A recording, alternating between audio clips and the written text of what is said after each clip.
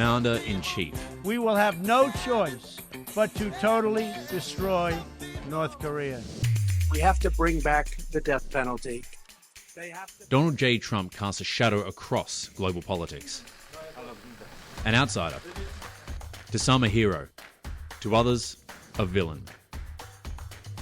And now, he wants his job back. I will never give up on America. Mark my word. The Trump empire hangs in the balance. The future of democracy is on the ballot. Donald Trump faces the battle of his life. Breaking news right now. Breaking news tonight. Breaking news on Donald Trump's federal trial. Win back the Oval Office or risk going to jail. But what would Trump 2.0 look like? And is the world ready? This is Donald Trump's playground.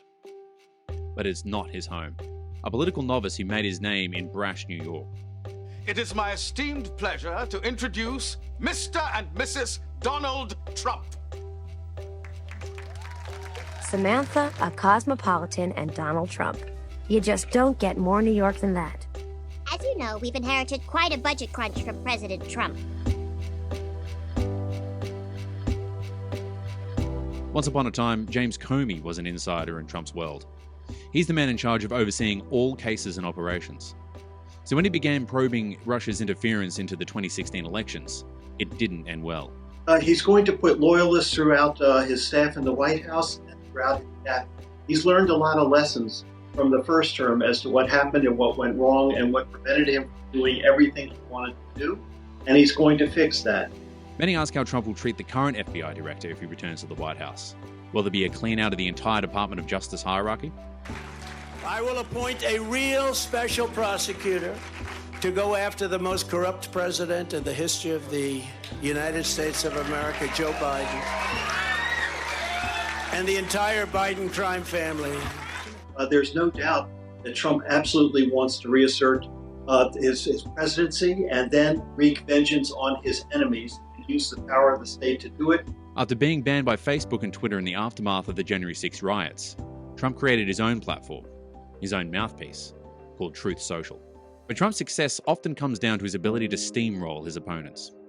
So do you acknowledge that you didn't think... Keep your voice down, please. Rand Paul shouldn't even be on this stage. I never attacked him on his look, and believe me, there's plenty of subject matter right there. Support it. Where did I support it? Hey, Ted, where did I support it? Excuse me, sit down. You weren't called. Sit down. That's a matter of principle, and I'll tell you. Biggest liar. You probably are worse than Jeb Bush. They're afraid of him. Look what he does. If you disagree with Donald Trump, the petulant child comes out and he calls you names dumb as a rock and lazy as hell.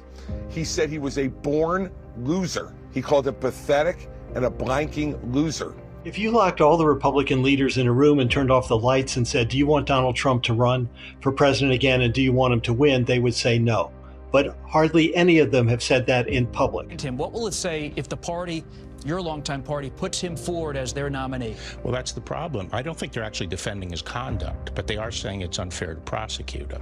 The question is, should we be putting someone like this forward as the leader of the country, leader of the free world, who is engaged in this kind of conduct?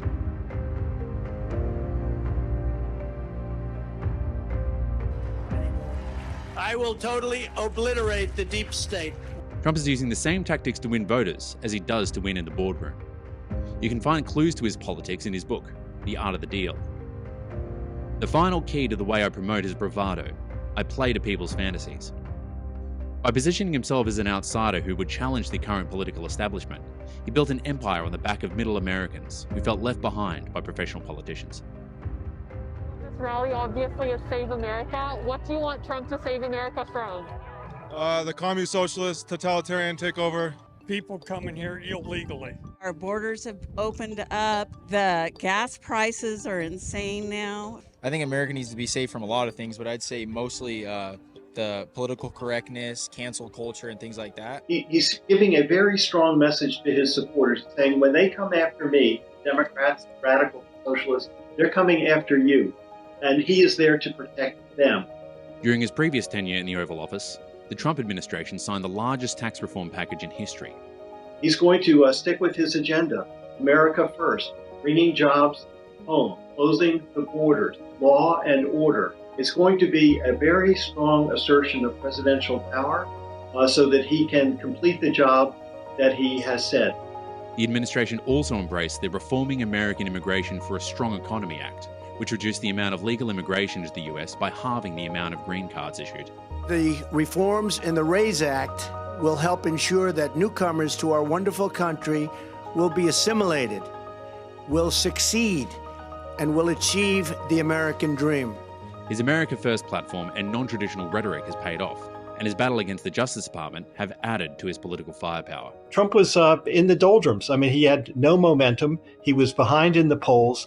Things happened with the indictment in New York, the trial in New York, and his renewed tactical ability to reach key voters and key congressional leaders. By making the most of his legal woes, he is attempting to point out what he calls corruption. Again, Trump has between 30 and 40% rock-solid Republican support. In a crowded field, that is a winning position. But for Trump 2024 to work, he needs to build a new administration based on old allies. What he's going to do is just find the true believers in power. So he has his people, but like attracts like. And frankly, the caliber of people around Trump, you can see it in his lawyers. You can see it in his political associates. You know, Rudy Giuliani, Roger Stone, Steve Bannon. The people around Trump are like him, but there are many of them, and he trusts them. So you're going to see a whole different class of political power being built in Washington back, and it's going to be unprecedented.